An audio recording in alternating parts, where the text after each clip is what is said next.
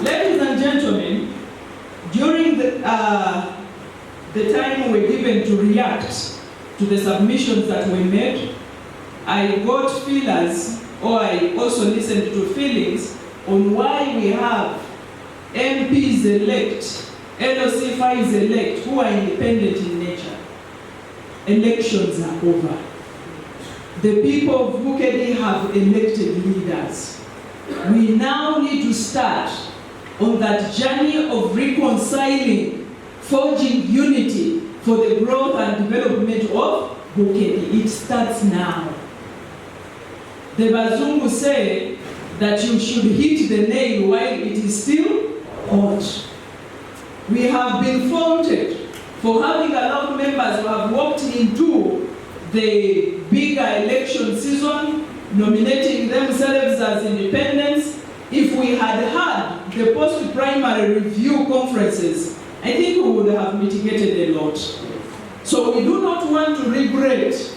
Comrade Wakida has proposed very rightly, and I have taken very serious consideration of his proposition of having annual reviews on how we are progressing in terms of development at district level. Each district we assess ourselves.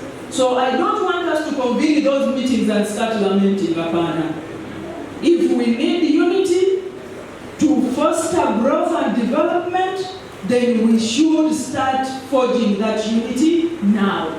And on that same reason, I want to use this opportunity to invite or welcome officially the members-elect of Parliament, LOC 5s, who were independents of Babula. We know it is because of those issues that we didn't handle well that you came as independents. But going forward, I am sure by the end of 2031, the entire Bukedi shall be NRM 100%. So we welcome you on board. Nothing much happens here other than thinking at how to improve the livelihoods of our people. Comrades, challenges those we have had. There will never be an election that will go without challenges, because there is always what we call emerging issues. You solve this one, it was an issue in 2026. By 2031, there are more issues that will crop up, given the dynamics of that time. So from the few challenges I listened to, those that I would want to comment on may be the area of funds. This money was insufficient for the flag bearers. This money did not come on a timely note. There was no timely release. We also want money to be there on time. Like you very much know, the NRM is not doing any business. The NRM membership is not subscribing. We survive on a few donors, people who support our campaigns. And then the insufficient funds that we receive from government. So we also depend on the flow of funds. As it comes in, as it trickles in, that is when we have the capacity to remit. But we pray that going forward, we shall create ways of making money. Recently, our president was commissioned. By word of mouth, we are going to physically commission the construction of the NRM house. We are working on it, but he has already given a green light for us to begin on the construction of the NRM house. That house is not only going to house us, to provide us space of taking tea, having our meetings where everyone's opinion is subject to another one's opinion. No, we are also going to have space for rent. And we shall have started on our journey of creating money, creating wealth for the party. So going forward, we are very, very optimistic that things will change. But looking at how much you get and then what you ought to get, we were basically informed by the number of administrative units. I have always informed the political players, especially the ones I speak to often, the ones from the NRA, that it is only the national resistance movement that operates at that wider base. In fact, it is the biggest party that you will find in each and every village. The other political actors, they only decide which municipality to feature, where they can put an office and where they choose not to have an office, where they can have leadership and where they choose not to have leadership. So our operations are usually informed by the number of administrative units where we operate at. Now, when you're sitting down to come up with the facilitation schedules, multiplied by the number of administrative units, the number of positions vying for, we are not where we want to be, we are not where we were, but we are on steady what? Path of improving. So I want to urge you just to be patient. Let's remain steadfast on assisting our people to create wealth. I know when Ugandans are rich, the party in power will equally be rich, because we shall have party faithful that can contribute heavily to the running of the party. So we are not where you want us to be, but we are progressively improving. This strategy was a strategy that was subjected to a lot of justification. We went through 3 phases of justifying the strategy before the chairman. So we were justifying a strategy that we were not sure would be approved.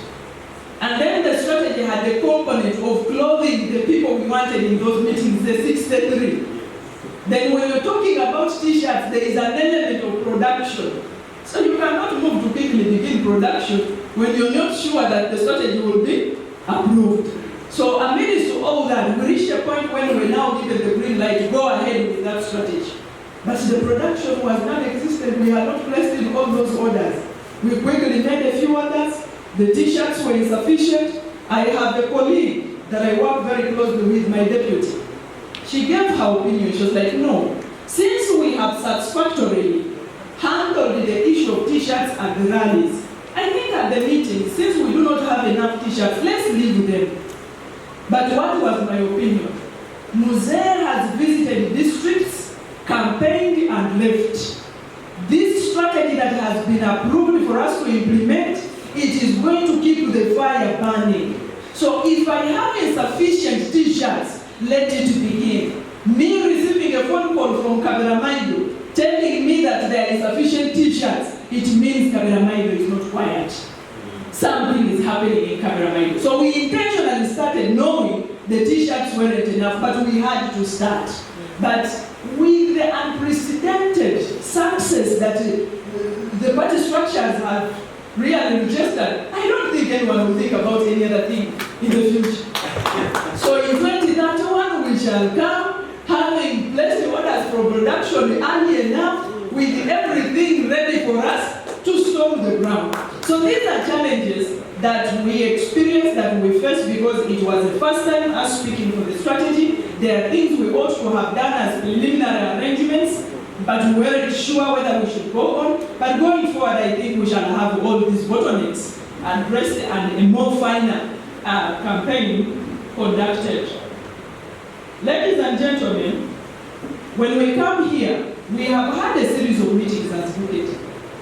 A person may say, Abanange, are we beginning to sound like a broken record?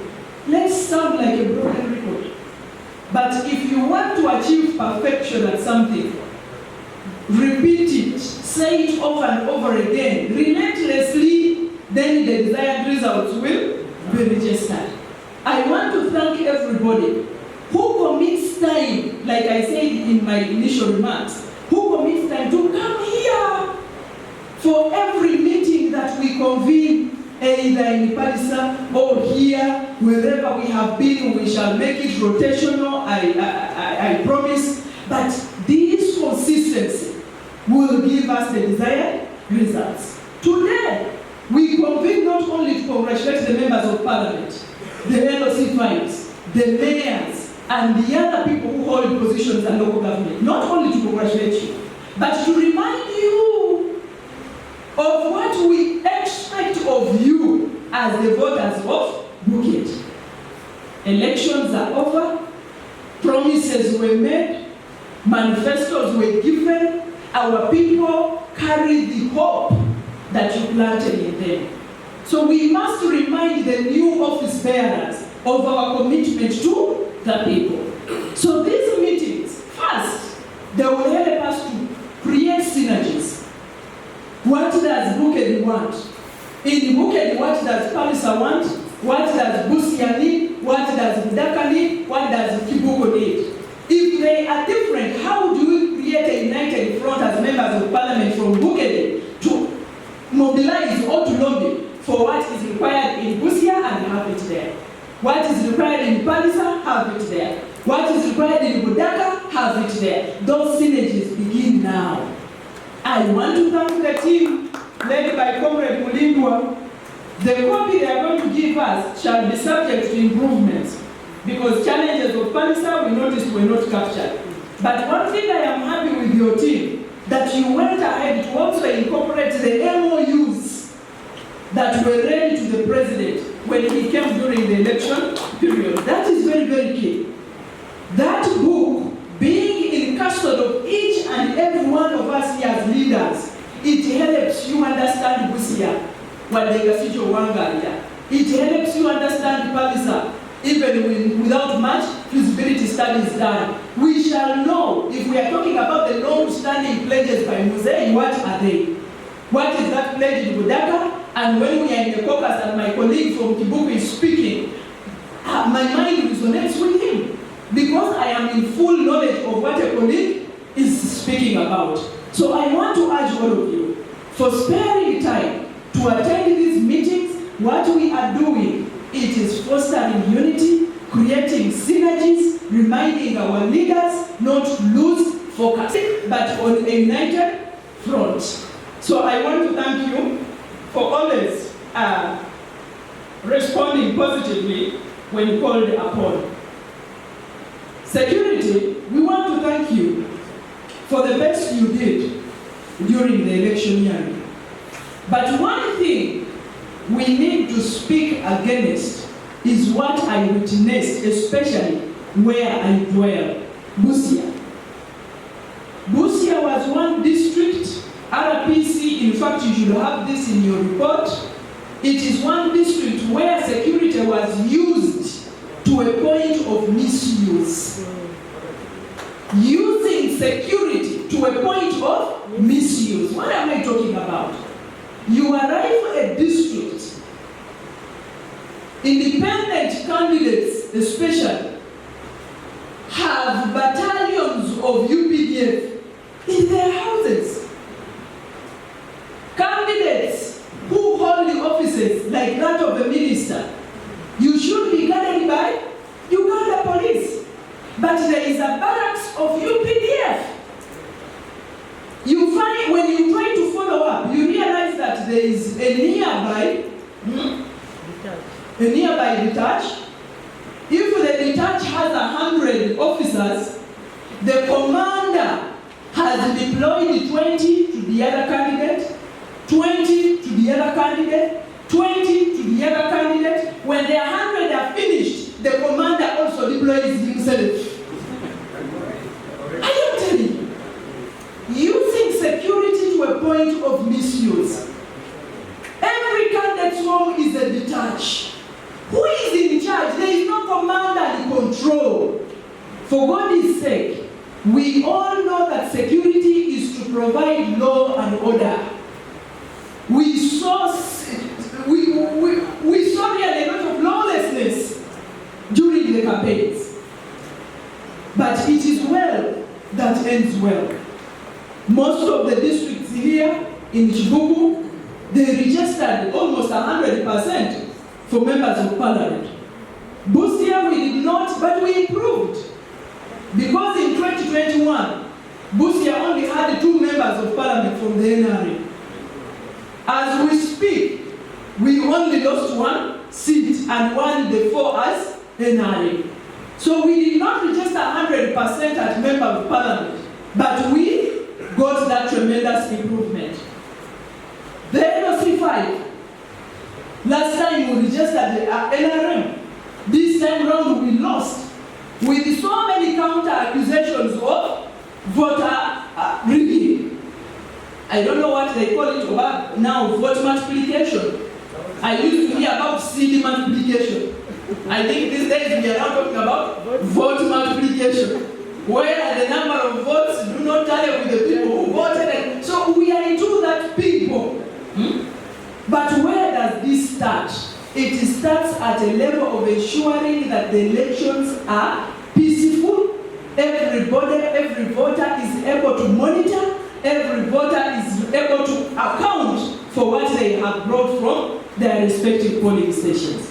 So, security, we really want to, by all means, thank you for the effort that you put in, but we expect better going forward.